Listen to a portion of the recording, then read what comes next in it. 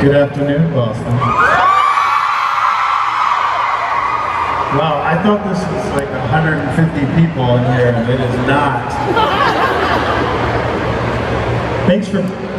Hi. Thanks for being here, guys. Thank you for being here, and once again, big round of applause. Congratulations! Thank you. I know a lot of people were in New Jersey, and I unfortunately had to miss that, and it was actually my wife. I was going to cancel this because I just couldn't leave my family, and she said, absolutely not. You can't do that to everyone. You have to get on that plane and go be there with everyone. So it's because of my wife that I'm here. So thank you, guys. I haven't slept in 2 weeks, but I feel wonderful.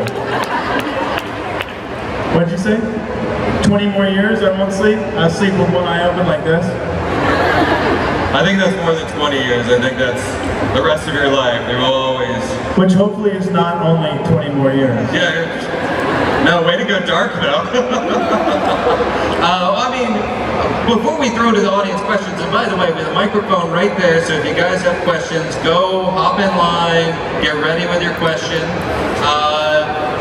How did your life change? Like, how did you feel that change automatically as soon as you became a dad? Like, was there this like switch where suddenly you're like, everything is different? Everything is different. Everything is different. First and foremost, this is one of the things I've sort of come to understand. It must have taken a tremendous amount of organization, repression, oppression, abuse, whatever it took, to change the world from a matriarchal society to a patriarchal society. Because women are legitimately and physically the superior being on the planet. Hands effing down. So, I just have nothing but immense amounts of respect for every one of you mamas out there, or soon to be, or eventually in like 20 years mamas. So, I'm humbled to the nines, like my jaw's on the floor. So, but it all changes, and I'm still going to be sort of the goofy guy that sits up here with either Aaron or Paul Leslie and still punches each other in the balls and stuff, but you just change, and so I hope that I can be the best dad in the world. But you know, thank you, ladies, for teaching us boys what it's really about. Quite honestly, I wouldn't mind switching back to the matriarchal society. It would be so much better, man. But it's in the works. Yeah, slowly. It's happening. So let's go ahead and throw it to the audience question. Let me just say this. Let's keep it to one question per person. Please make it an actual question. And just to be cool for the people behind you, if you are physically able and you are not at the microphone, could you squat down so we're not blocking the other people? If you cannot physically do it, cool. That's okay, I understand. Cool. Now, see everybody back there can see. You guys are so sweet. Yeah, it's everybody's fans. And this is like one of the few places everybody gathers to celebrate and support one another, you know? Yeah, it's really cool. By the way, I know this is a, you know, a lot of times this kind of, they're much bigger. I mean, it is a lot. By the way, this is like 15,000 people. It's big, but usually it's like 40. Yeah. So this is nice. This is intimate. I mean, as intimate as it can be, but it's really great to be here with you guys, and it was worth the red eye, and here we are. So I won't babble with a bunch of my own bullshit. I want to get to the questions for you, because this is about you and not about me. Hey there. What's up, man? Hi, Ed. Thanks so much for being here. Thanks for having me. My pleasure. I have a two-pronged question. one concern, Same question, two forks. yeah, so to speak. One is, the use of prosthetics such as fangs. I would think that might be uncomfortable. What are your thoughts on that? And sort of related to that is, you probably had some strange encounters with fans. Does anybody come up to you and actually think you're a vampire? Oddly enough, yes, they do. And a lot of times it's the little tiny guys that are so freaked out from whatever their parents are telling them. I just saw a young lady who was wearing some fangs. She was feeling her whole vampire thing. Whoa, that's me and a big me. And I said to her, they looked really good. I could tell she had them sort of professionally made. And mine were acrylic, made by these very well-known prosthetic makeup artists. So they fit perfectly and they never moved. And so when I was doing a scene, I would get carried away sometimes and actually bite someone with these razor sharp, like acrylic fangs. And it did damage, unfortunately. They're not safe. They're fun, but you gotta be careful, if you're kind of like biting your lip or if you're not, paying attention and chewing. So they are fun, but whoever is wearing fangs, just be careful. Oh, the other thing is too, don't ever swallow one, because that is gnarly. You're going to want to get it up as quickly as possible.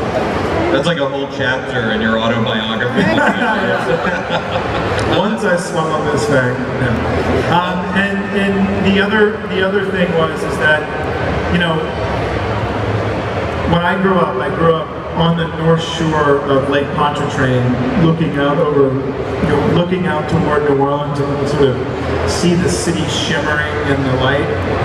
In the background, and my mom was obsessed with Anne Rice, which is really cool, so I knew a lot about it. And Louisiana or New Orleans very much has that sort of lore of vampires.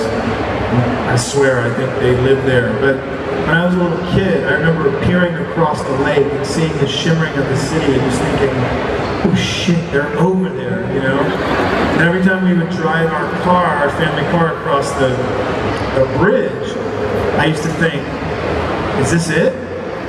Is this the last time? It's very powerful. So, especially now being a dad, just be careful what you tell your kids. Thanks for the question, man. Yeah, thanks for that two-pronged question, which was really two questions, but we'll keep it to one from now on. Hi. Hi, first of all, congratulations. Oh, thank you. What inspired the name? Huh? What inspired the name? What name? Maybe I've been poorly informed, but there is a name online, Bodhi. Oh, the name of your child. Yeah, of your child. Sorry, I keep forgetting I have a child. Names are important, and that name just meant a lot to us. It means, oh, there that is. It means enlightenment, and I think every household and I think the world needs a substantial amount of enlightenment. So if that name can do anything for my daughter to create some sort of peace and enlightenment, then so be it. Well, it's beautiful, and congratulations. Thank you. You're so kind. Thank you. Hello. What's up, man? Hi. Congratulations, and thanks to you and Nikki for coming here. Thank you. Yeah. I tell you what, no one's ever going to lose you in that jacket. That's the point. That's a good point. So my question is, you directed a few episodes of Vampire Diaries. Did you like it? Did you want to continue directing them? Well, I wasted about $15 million of Warner Brothers money. I don't think so. No, it was actually really fun, and I was just going through a bunch of old files, and I was putting together just the binders of notes from just to be able to go back and reference for certain things, especially technical stuff. Those were really fun times. Directing a television show where, I started in season 6, so 6, 7, and 8. We were already a very well-oiled machine, and nobody there wanted me to fail. So a lot of episodic directors are coming to a television show where the crew or the other producers kind of want them to fail because they want them to look like idiots, unfortunately. I didn't have that experience. I'm sure I will when I direct another show at another time, but it's something I want to continue doing. And fortunately, Nikki and I were extremely fortunate to sign a really badass production deal with Warner Brothers. I'm very thankful to Peter Roth and all the powers that be in my management that made that happen. So Nikki and I mean, she was literally in pitch meetings up until like 2 days before she gave birth. We have 14 television shows in full-scale development. We've sold a couple already, and I think we're going to sell a couple more in the next couple of weeks. So it is balls to the wall in our household. It's like infant script. So we're going. I mean, my goal is over the course of my production deal to put, over the next 2 years to put 3 to 5 shows on the air, and I think we'll achieve that. Thank you very much. Looking forward to it. Thank you. And I know there's a lot you can't say about these shows just yet, but from a creative standpoint, what are you sort of most excited about? Serving as EP, executive producer, or do you kind of want to step in and be a showrunner for any of them? Do you just want to pop in and direct? I'm definitely not at the level of showrunning. As a non-writing, actually Mark Pedowitz, who's a very dear brother of mine, the president of the CW, gave me an amazing piece of advice years ago, and it's something that was my instinct as well, which is as a non-writing executive producer, because you look at a TV show and there's just producer after producer after producer, and you don't say, what do these people do? A lot. But, my wife is a prolific writer. I'm not at that level yet, but as a non-writing executive producer, I want to be able to carry my weight. And so what you do is you spend months of your life developing a script, getting into a place where a studio and a network want to buy it and put it on the air, and then you're just sort of forgotten. And I'm grateful that I got to spend 8 years as the star of a television show, directing that show, and then paying attention to what every single producer on that show did. So I gained that knowledge, and I can't wait to put that back in. And as far as content goes, all Nikki and I want to do with our company, we were fortunate to hire 2 amazing executives that we got to pluck from amazing companies, is produce socially relevant content. Things that matter, but that still make you laugh, or still make you cry. I don't want to be producing material with gratuitous sex and gratuitous violence. It's just everywhere. We don't need that. There's a way to do it. Thank you. I mean, there's a way to do it where it's still fun and still sexy, but we're doing it, man. So I'm really excited to be on that side of the camera and go to an office every day. It's really amazing. So again, not everything is going to be a huge hit like Lost or Vampire Diaries. Some of our stuff may suck, but we're trying, and even if it sucks, please just still try and watch it. That's all I can ask. Hi! One of the most compelling things about Damon as a character, at least for me, was that he's very obviously a morally ambiguous character. And I think one reason that I always loved watching you on the show was how how deftly you were able to show such a multifaceted character. So my Thank you. question to you is, in your personal, professional opinion, what are Damon's best characteristic and worst characteristic? How much time do we have? All right, that's a deep question. Can you guys hear me? Can you hear me back there too? You're good?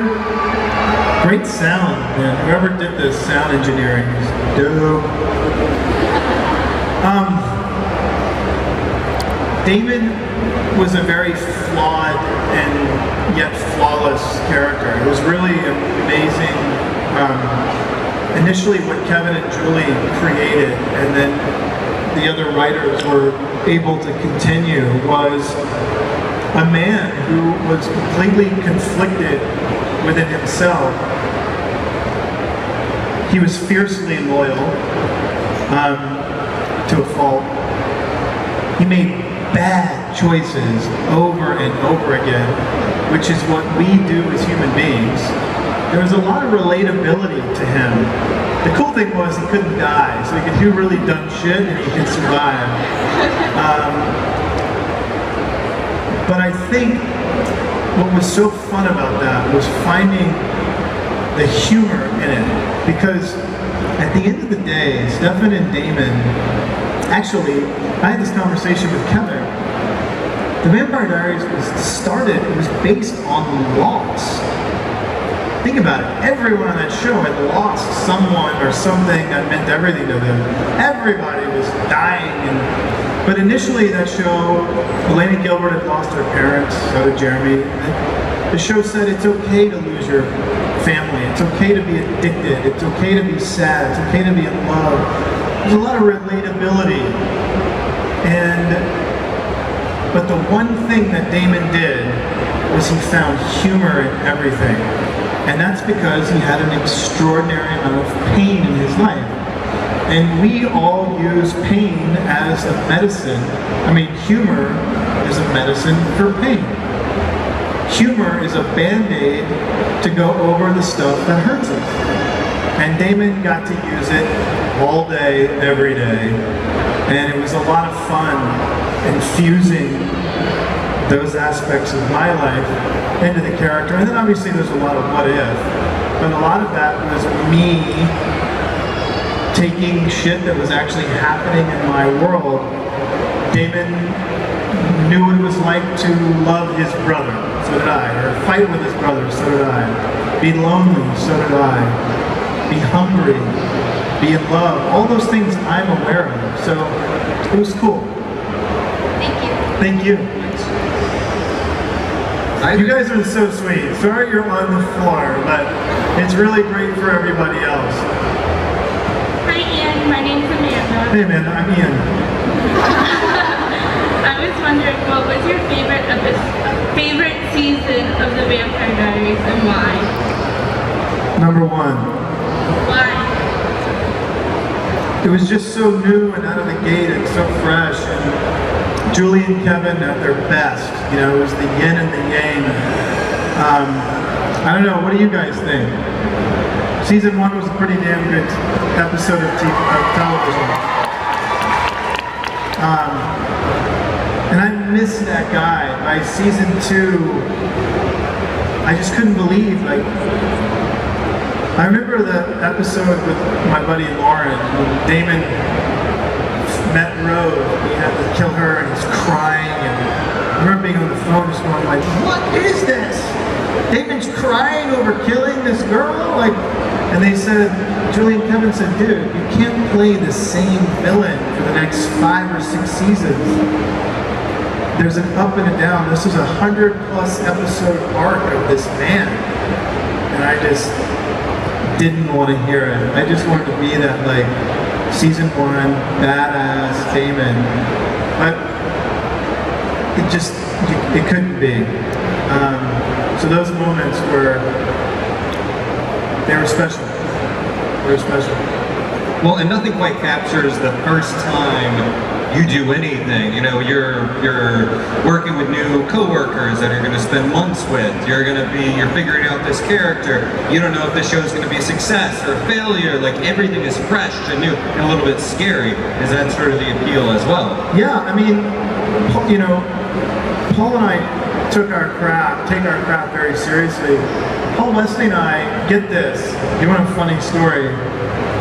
In like May of 2009, Paul Wesley and I fly into Atlanta to meet up, staying at the W Hotel together in the same room. We pull up, I rented like a black Prius. Paul shows up, we have the same backpack, the exact same t-shirt on, the same diesel jeans, black boots, and black Ray-Ban sunglasses. We didn't plan that. We looked like the fucking Blues Brothers. And we check into this hotel in like spring in Atlanta, and the city's hopping. And we were apartment shopping together because we wanted to live next to each other. So, just like you said, we wanted to be able to run every scene and talk about it ad nauseum. We really dial in these characters and establish, not just a bond, but to make sure that the show didn't get away from us. Make sure that we actually were there and we were in it. And so we did. We got apartments literally a block away from each other. And then we we wrapped at midnight. Paul and I were rehearsing until 2 in the morning. We did that for a couple of seasons. And then we ended up only being able to rehearse at Paul's house because we didn't realize that Paul was allergic to Moke and Thursday, my cats. So he walked in and he was like, he loves cats. But unfortunately at 26, Paul became allergic to cats. He didn't know that. So he's petting Moke and he's like, hey buddy, and then he scratches his face. And then I look up and I went, dude, why are you, oh my God. Started turning completely red, things started swelling, and he just ran out of my house. And I didn't see him for a couple hours. But those were very special times, and I think even if you guys didn't see it from a performance level, we wanted to make sure that we were with each other every day to make this the success that we wanted it to be. So. Thank you. Thank you. Am I boring the shit out of you guys? It's cool if I am. I can do like some parlor tricks. Hi. How you doing? Good. Who was your favorite character other than Damon? Other than Damon? That crow was really cool. By the way, I don't know if you guys have ever seen those things. It's called a craven, not Wes Craven, but it's a cross between a crow and a raven. He was this big. He was huge, and he almost dislocated my thumb once just by nabbing me. I loved him, but he was hard to shoot with, so I ended up eating him in a scene. I was hungry. There were a lot of great characters in this show. Stefan was a very beautiful, flawed, dynamic character. Klaus was an amazing character. Elijah was an amazing character. Alaric, all of them. Matt, these are all really dynamic characters. I've been through a lot. I love the bromance between Alaric and Damon for years. You know, it was a great character. It was Michael Malark was a great character, but Enzo was a great character. That lady over there really agrees with you, so.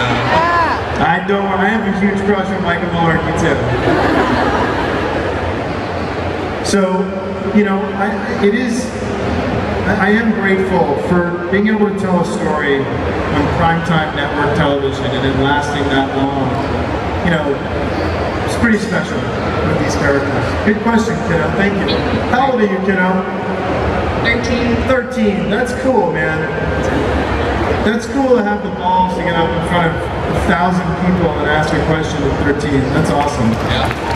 Super cool. Hey, how are you? Good, how are you? How you doing? Good. Thank you for being here. Thanks for having me. Thanks to Nikki for making you be here. Yes. I guess it's kind of a follow-up to that question. I was curious if you were forced to switch lives with any character besides your own, who would you choose? And then on the other side, who is the last person you would want to switch lives with in the show? You mean switch, like legitimately switch lives? Yeah. Where I lose my wife and my kid? Like if Ian switches with a character in the show, That better be a damn good character, because I got a great wife and a great kid.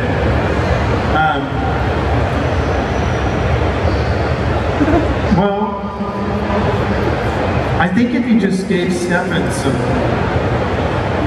some like, what's that bean that like, Maca-laca-laca bean that skyrockets the dopamine in your brain? You don't need like Zoloft and a bunch of pharmaceutical shit. Just get some like good, happy herbs. Stefan would have been a great character. He's handsome. He's loaded. He can buy anything he wants. But he's super sensitive and loving. I'd probably pick Stefan. Because everyone else is super dark. And who would I not want to be? Great actor, but ended very quickly because I killed him and broke his neck. I would not have wanted to be Uncle Zach. Poor guy, his own nephew killed him. That's like some Jerry Springer shit. Thanks for the question, man. You know, I was curious. We're about the same age, and I've always... You're 60? I know, it's well preserved. I've always had pets, always had dogs, and I'm kind of curious, like, how does being an animal lover and having pets, like, does it influence, like, prepping you for being a dad at all? Like, those early stages, like... Yeah, I mean, I think when you say that, people who really have parents look at you and they go, it's a bunch of bullshit. But Nikki and I have 10 animals. And I'm telling you, the amount of love and management and cleaning and stuff you have to do to manage that amount of animals, it does prepare you for parenthood, because it's the love of something. It's getting up at 4 in the morning to, you know, my wife fosters a lot of animals, and it's really cool. But sometimes, like, setting your alarm at like 3 in the morning to go bottle feed 8 tiny puppies or 5 squirrels, that's love, man. You know, cleaning a litter box or your jacuzzi tub when there's like 10 baby kittens in there, whew, that's love. But it was, I always tread lightly when I say that to people who really have parents, because I don't want to sound like a tool. But there is something amazing. That's why I love seeing little kids having animals, because it shows them something you can't teach, which is compassion and empathy. And taking care of something that is helpless in a way, and loving it and nurturing it, I think really sets a stage for the type of person that you become in your adult life, and sort of what you project into the world to other people, to other animals, and to sort of your environment alone. You know what I mean? Oh yeah, I agree. I think so. But I'll tell you, there's a lot of poop in my house. That's like the internet cool quote right there. Like, run with that. Oh, there's Bert. Hi, how are you? Hi, my How are name you? is Kaylin. Hey, I'm good. How are you? Good. My question for you is, when you initially got the role as Damon, what were you most apprehensive about when it came to portraying him perfectly? It's that same shit that you hear actors all day say, oh man, I crushed that scene. Yeah. I've never been that person. I had to learn very quickly that Wait, what's the saying? Now that I just ruined it. Perfection is the evil of good. Or perfection is the Enemy. enemy. Perfection is the enemy of good. Where you're never going to really perfect something. And so I just learned that if I was living truthfully in the moment of playing Damon and I was having fun doing it, then I was succeeding. And even if it sucked, I did the best I could. But there are many, many nights like this. God, I can't believe I did that. God, how did I move on from that take? Oh my God, I didn't get that line right. I mean, you lose your mind when you just start to, you can put a lot of pressure on yourself. And when you're surrounded by those people, it's not fun. So I just very quickly just realized, I don't want to be that person. I don't want to be that person that just obsesses. I'd like to be great, but if I'm trying to be great and I'm only good, then I'm cool with that, And I guess that's sort of all we can do in our workplace or in our households. Striving for perfection is dangerous, because perfection is subjective, Thank you. Thank you. Yeah, when you start obsessing over that too, you're not just obsessing over what happened, it then impacts what will continue to happen. Because if you're up late kicking yourself over how you blew a scene here, you're going to screw up the next day. You're going to screw up the next day, and then it's just a vicious cycle. It's the same thing,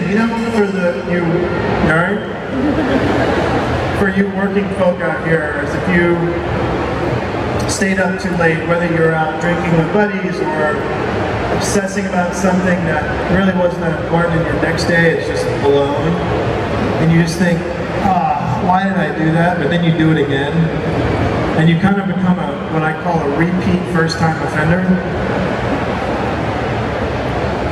It's age and experience that eventually, once you wear yourself down enough, you just realize, I don't want to do that anymore. I just don't want to do that anymore. But you can't tell someone not to do it. That's what I always think about with my daughter, however many kids we end up having. You want to guide someone, maybe not to make the same mistakes you did, but if you hadn't made the mistakes you made, then you wouldn't be the person you are. So you just have to sort of sit back and let people find their own path and kind of screw up on their own. Good luck. That's scary. Hi. Hi. How you doing? Good. My question is, if they asked you, would you go back to being Damon on an episode of the originals? I don't think I would. I mean, I love all those guys over there. I'm taking a nice, healthy breather from network television. I love those guys over there. Actually, to be honest with you, and I've said this in public before, when they did the originals, I was so bitter. Because they took all of our actors with those great accents, and they gave them their own frickin' show. I was like, what's wrong with mine? They're great on this show. Keep them. No, I'm really ecstatic that they got to go and have that experience. But they took all of our actors, the good ones with the accents. But I mean, I don't know. If Paul was going to do it with me, and they said that we could just be drunk the whole time and make jokes, cool. It's in my bag. My bag has been packed since I got back from China. It's like all the little things you need in like a go bag. And my ring is actually in my bag. I have the Damon ring in my bag here. I'll put it on. You have it too. Oh, you stole it from my bag? I got it. Thank you. Thanks so much. Thank you. Thank you. Hi there. Hello, little lady. Hi. So my question is, For Aaron? Yeah, go for it. what was your favorite episode to film and why? My favorite episode to film?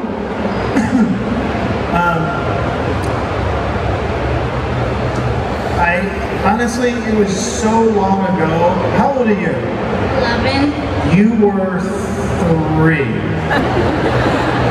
Maybe 2.5. Because it was season 1. Whoa, this would be 9. Going into 9. We would be shooting season 9 right now. That's crazy. It was episode 5 of season 1 where Damon and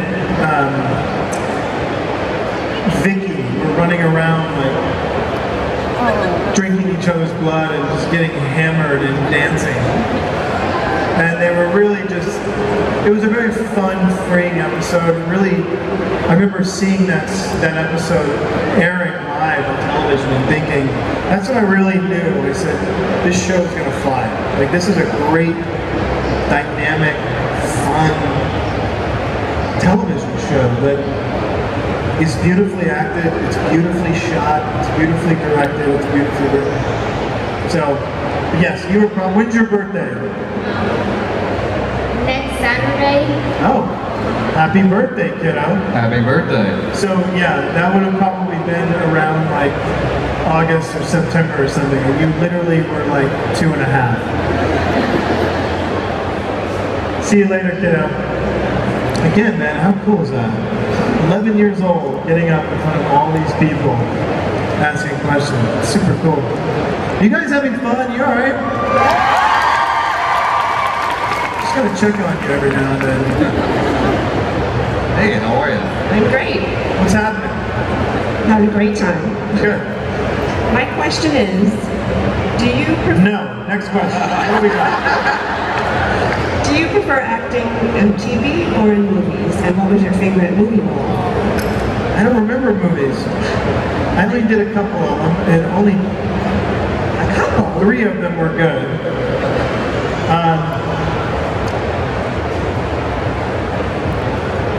It's so wild, man. Television has just become, movies are obviously amazing. You have a beginning, middle, and an end. You know what you're getting into. The first movie I ever did was a movie called Life is a House. Loved it. Did anybody see this movie? Unbelievable being there with Kevin Kline and Mary Steenburgen and Kristen Scott Thomas. Hayden Christensen was amazing in that film too. Kevin Kline would have been nominated for an Oscar for that movie, but Kevin's such a gangster and he refuses to do press. He's like, screw that Hollywood shit. He's just like, put me on a stage in New York, I'll go back home. He's married to Phoebe Cates, like life is good for Kevin Kline. And it blew my mind being able to be on that movie set. And then I did a movie called The Rules of Attraction, which was really a trip. That was a fun, wacky 3 months of my life. Total transformational though, what an amazing time. And I did a couple of the movies, but television is really where you get to explore a character, a story, like never before. There's streaming services and 900 places to put stories now. And I'm very fortunate to be having come off of a very successful show, and now there's effectively the golden age of television. And I look forward to doing some movies. Actually, Nikki is adapting a screenplay and directing a movie. My wife gets all these offers to direct films now. It's like a smart, powerful woman. I'm excited to see that. I can't wait to do it, but right now I'm just so focused on television. And then, and like TV, it's like a chapter of a book, right? Not every chapter of a book is going to be great, but it's the book as a whole that you love. And fortunately, television gives you that opportunity, right? Not every episode is going to be banging, but then a lot of them are. Movies, oh, hello, little guy. literally thought that bird was coming at my face. The Craven sent him. Yeah, right? But movies, it's just hit or miss. And they're so hard to get made, I can't even tell you. Unless you're like, I call them the man movies. Unless it's an Iron Man, Batman, Spider-Man, Birdman, anything with a man behind it, or woman, it'll get made, because that's what'll make money. You can't make movies anymore. And unfortunately, I waited 4 seasons to do a movie when I was shooting Vampire Diaries, because I said, look, I'm on a successful TV show now. I'm never doing a movie again unless it's incredible. And I waited 4 years, and I ended up signing on to do a movie. I shot that movie, and then unfortunately, it sucked. And I went, all right, no more movies. Let me get off this show and find one, write one, direct one, produce one, do something. Make sure that's, I know across the board, it's going to be good. But, you know, you guys, it's your fault. I was on television for 8 years, and now I have all this opportunity. So screw you guys, okay? Well, actually, on that note, we are out of time. Oh, because I actually love you guys, and I want no mistakes to be made in that regard. Well, even though we're out of time, go say hi to this guy. He's going to be at his table. And Boston Comic Con, thank you so much. Please give it up. Thank you all, and thank you for all of your support of ISF. It's really amazing, guys. Thank you. Oh, I just found a note in my shirt. Guys, thank you. Have the best weekend. Safe travels home, and I really love you guys. Thank you for all the well-wishing to me and my family. Thank you.